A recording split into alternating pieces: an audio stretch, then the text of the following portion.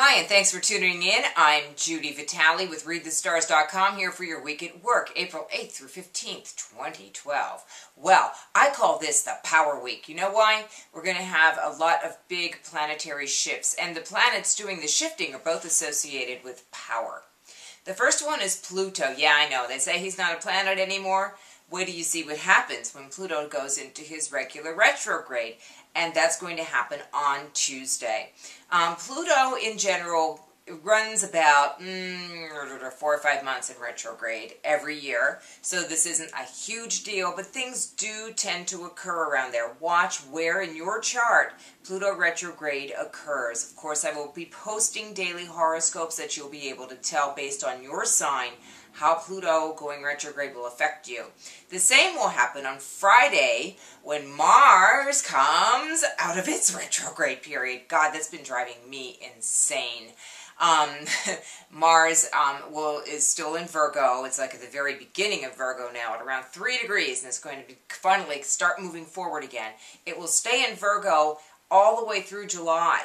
So, you know, if you're thinking, oh great, it's going to be out of whatever area of your life it's bugging you in right now, not for a while yet, but at least it will go forward. So all of that kind of energy to go forward that you've been wanting to do, it seems like everything that you try to start comes back in your face while Mars is retrograde. Well, now it will be able to push out into the world, and we'll be able to do good stuff. I'm really excited myself. I'm going to be working all this week preparing to make some big steps forward with some projects that are on my plate, and I hope that you'll do the same. So that will come on Friday, late Friday night. So I would advise everybody also to use this week for preparation so that you can land on the ground Monday morning next week.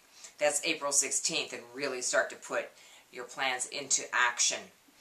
The other things that are going on, where the moon is sort of doing like a Sagittarius, Capricorn, Aquarius thing this weekend and weekend. So we can expect Monday, Tuesday to be very exciting and a lot of energy going around.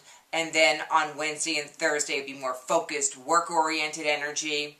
Friday, also, we're going to have a little bit of a void, of course, moon going on Friday afternoon. And then on Saturday, the Aquarius moon makes things cool, great for group activities. Do you want to go on a hike with a bunch of people? Do you want to, start doing your summer organization preparations, that sort of thing? That's what this weekend is really going to be terrific for. And in terms of personal relationships, I would say that if you're in a quandary about what you want to do about a love relationship, for example, you can look to Friday as being your big step forward and being able to know what you want to do about it, okay? And private video readings are back up and running, so click on private video readings on the Read the Stars homepage, and you will be directed to a form that you can fill out, send to me, and for $19.95 you can get a 5 to 7 minute long personal video reading from yours truly. Nobody else sees it but you and me, okay? And you can ask your questions and we'll have a little correspondence.